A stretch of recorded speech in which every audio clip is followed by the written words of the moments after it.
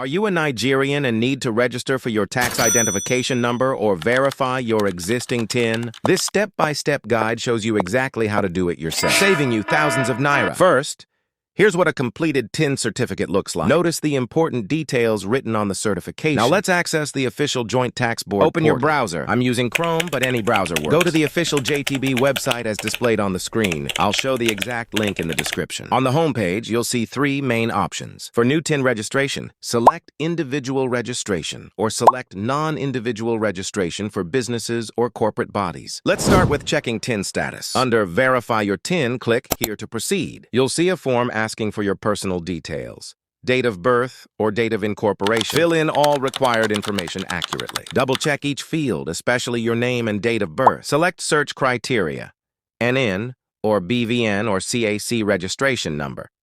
Then enter the search value based on the criteria.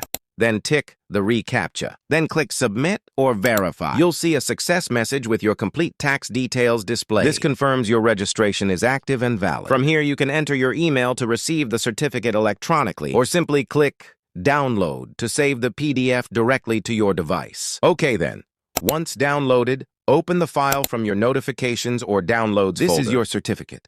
No hassle or stress involved. Let's see how to register for TIN as an individual. Important. Make sure you have your BVN and DOB ready. Click on this link and it'll display a form where you'll have to input your details as shown on the screen. This error is displaying simply because I used a wrong detail just for illustration purpose, however.